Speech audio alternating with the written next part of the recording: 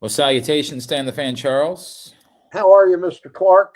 I'm all right. All right. It's cold. It's very, very, very cold. Bitter cold. I thought we were. I was just out at the Costas Inn for dinner in Timonium, and it is bitter cold out.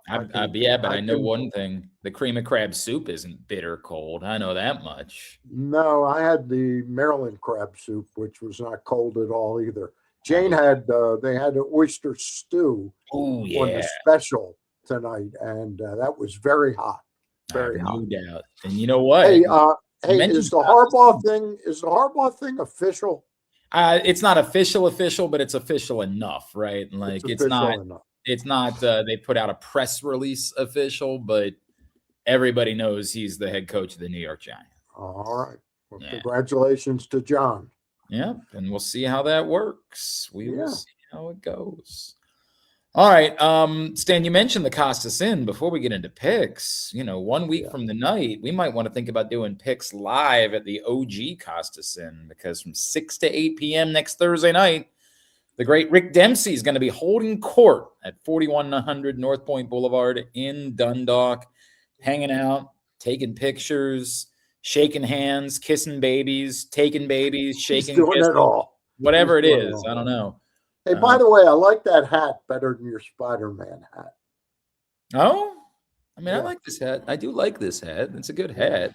I think I like the Spider-Man. I get more compliments about the Spider-Man. What's the thing on the side? This was the Preakness Festival from this past year. Wow. This was we went out to I don't remember which one of the barns out by our house was a part of the Preakness Festival. We came and took a tour of the barn. That's a very spiffy hat. I really like it. I'm a fan of it. I do enjoy it. What happened to the Spider-Man hat? Oh, it's still around here somewhere. It's somewhere. I don't know. The kids every now and then will still harass me about wearing the Spider-Man hat, but I like this one. All right. So we're brought to you by Costas Inn. Yep. 2 great locations. The OG, the original, out at 4100 North Point Boulevard. Steamed crabs. That's the place to go. 410-477-1975. Call ahead to reserve your crabs to make sure they got the price point you want, the size you want, and they're available. Okay. Yep. And of course, the second location, brand spanking new, over in Timonium at the fairgrounds, up above the OTB there, next to the OTB. All right. And both great locations. And 1-800-GAMBLER, helpmygamblingproblem.org. If you or a loved one has a gambling problem, give them a call, give them a text, visit that website for free confidential services. 1-800-GAMBLER, helpmygamblingproblem.org. It was a good week to be Stan the Fan last week. Yeah, I had a good week in recapping. I went 4-1, plus I won my parlay twist. So a real good week for me. Glenn, you went 3-2, not bad, but you lost your parlay twist. Now that leaves us, after 18 weeks of the regular season and 1 week of the postseason, Glenn is now 29-31, 2 games under 500, but he's +2 in the parlay twist. I am now 31-28-1, because I had 1 tie this season, and I am now -2 in the parlay twist. So we're pretty much dead even for the season. More or less dead even. All right. So explain to folks what we're going to do this week. Yeah, we're just going to go through the games one by one, and the choice will be either make the pick against the spread, or you can instead pick that game as your parlay twist for this week. And basically what you're doing is you're just picking one of the 2 teams outright and combining that with either the over or the under in that game. So 4 games on the docket for the divisional round. And Stan, a number that has moved a bit this week: the Buffalo Bills travel to Denver in the opener Saturday afternoon, and the Broncos are favored by 1.5 points. I will once again write my pick down in my notes app here on my phone. Okay. So you'll tell me what your pick is, and then I'll turn it around and show you what my pick was. All righty. I am taking the Buffalo Bills. I think Sean Payton's done a fabulous job, and you're Mm, taking the Bills as well. Okay. yeah. I think Sean Payton's done a tremendous job. I think Bo Nix has been a great draft pick for them. He's evolving. I don't think he's anywhere near quite what Drake May is. And he's going against, I think, the best in the business right now in Josh Allen. And Yeah. I just think this is a case where the Bills are dangerous because now Kansas City's out. And I think this is probably the key game for them to win to really have a chance at being in a Super Bowl for the first time since Marv Levy's days. Agreed on all those accounts. I do get a little bit concerned about Josh Allen's health Yep. going into this game, as he has been very banged up, and they have, I think, 3 healthy wide receivers on the roster. On top of that, I mean, they are very depleted at the wide receiver position. Still, this is a been there, done that thing for Josh Allen. He got the road game thing off his back last week, that he had never won a playoff road game. Now he's done it, had to do it with some late theatrics in order to do it, which I think helps. I like a lot about the Broncos, but the Bills aren't going to be impacted by cold weather. Obviously, this is not a situation where they're going to panic playing in that spot. And so, I mean, I hate like diluting this conversation down to quarterback, but ultimately to me, that's what this is that one of these quarterbacks I trust in this spot, and the other one I'm just not there with yet. Yep. I think this is a game, Glenn, that somehow Buffalo comes out because of their experience also and gets the first punch in. And by that, I don't just mean scores the first touchdown. I could see them jumping out to a 10 or 14 to nothing lead. And Denver has to play catch up. And that's a tough team thing to do against Josh Allen. So I Yeah. like the Bills. And I don't think it'll be a nail biter, but I like the fact I'm getting points, even though I'm getting just 1.5. Yeah, I tend to agree with you. And I think the points obviously makes it very little difference. But if you're telling me one of these teams is getting points, yes, Yeah. undoubtedly. That's the point that the team that I would pick. All right, next up, Saturday night, the Seattle Seahawks play host to the San Francisco 49ers. And that is a 7-point, a full touchdown spread in that game. Stan the Fan, what are you doing? I am taking this game as my parlay twist. I Hmm. actually, if I were taking the game as a pick, I would probably take San Francisco in the game. I think Seattle will win the game. And I'm really on the fence now, Glenn. And I hope it doesn't screw you up because we compared notes before this because of the parlay twist angle.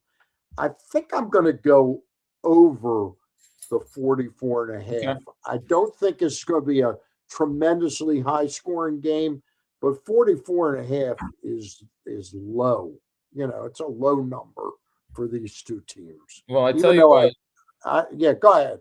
for funsies then, Yeah, because we did compare notes, my yeah. original decision was going to be the Seahawks Seahawks and in the under. under. So Okay, since you're not taking fair that, enough. Fair enough. slide right in, All and I'll right. take the Seahawks in the under here. And I get it. You're right. That So is a very why did you think under? Because I was thinking under, but I had under last week with that game. Which game did I have in my parlay? I had the Houston game under, and boy, I barely won the yeah, under just on that squeak that game. out, right? I get it. There's nothing fun about betting unders. I think a lot of the reason I'm on the under is because of what happened when these teams played in week 18, when it was a 13-3 game, and Seattle just Mike McDonald seemed to have the answer for Seattle's. They only scored 3 points, and somehow it looked worse than that. I mean, it Yeah, looked like they had no ability to do anything football wise whatsoever. yeah, Now I'd be stunned if it's 3 points again, but I wouldn't be stunned if it's 13 points in this yeah, one. I just think that Mike McDonald and that Seattle defense have an answer for San Francisco, and a team that doesn't have a lot going on at the wide receiver position, for example. I think that their secondary is going to be able to hold Seattle secondary is going to be able to hold them in check. We'll be seeing if San Francisco gets a boost from the return of Fred Warner. That could be one factor that even emotionally could do something for them, even if he's not, fully what he would be coming back. But the visions of what happened in week 18, and I get it. You're supposed to ignore those things. You're supposed to forget them, but it was just a couple of weeks ago, and San Francisco could not do anything in that game against Seattle's defense. So that stands out to me a good bit. All right. Well, we're going to stick with those. I switched over at the last minute to just over. I'm not thinking this is a 50-point game. I think it's in the 46, 47 range, not under 44 and a half. We'll see. We'll see how it plays out. Glenn, the Houston New England game, which way are you going on that game, or should I pick first? It's all right. Yeah, I got it written down. Early game on Sunday. The Patriots hosting the Texans, and the Patriots are 3-point favorites. So you got it. I'm a Houston guy. Okay.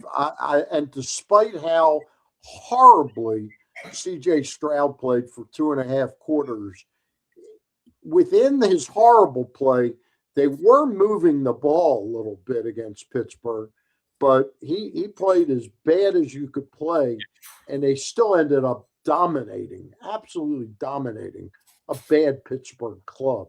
New England is not a bad club, but I just think this defense is on a wicked roll right now. So I'm taking the 3 points and taking Houston. Well, I agree with you about the defense, and I do agree that C.J. Stroud was horrible. This again is going to come to in the playoffs, it tends to be a question for me of which quarterback do I trust more. And right now I trust Drake May more than I trust C.J. Stroud, who looked awful last week, but really hasn't looked great at all. And it's been very disappointing given how good their defense has played that he hasn't been up to the task. Now you add in the fact that they don't have Nico Collins. There is nothing for me to like about that offense. It is totally possible that the Texans defense can be just as dominant, although I do think that you don't get to play the ghost of Aaron Rodgers every week.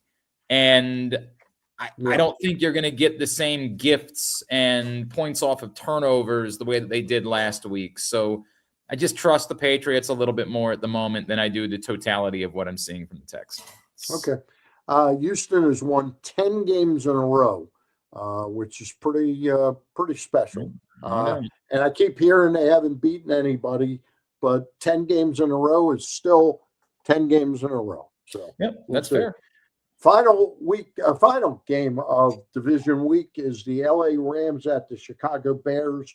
LA Rams are 3.5-point favorite over the Bears.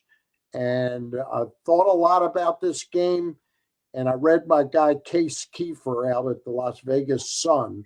Okay. And he just went into a whole analytic thing that he thinks that the Bears, they've been so improbable in winning all these games, and he thinks it's going to catch up with them in this game. And he points to the Chicago Bears defensive secondary, 24th in the league against the pass. It talked me into taking the Rams. I'm hoping Stafford is okay, but I like the Rams in this football game, and I think they will put an end to the Bears season. Yeah, and I'm going with the Rams as well. And it's not just the sort of horseshoe up the ass thing with the Bears. It's that it's really tough. Caleb Williams is immensely talented. I mean, he has the throw on 4th and 7 last week is a one-of-one type of throw. Yeah. But in every 4 balls he throws, 1.5 of them are going to be nowhere near his intended target. and it's infuriating because you know what talent he has. You know what he's capable of doing. There are so many balls into the ground that are nowhere close to where they were intended to be. And I get it. I think, with him, and I've watched him fairly closely because I was immensely impressed with him in college. And then he was just awful pretty much all of last year.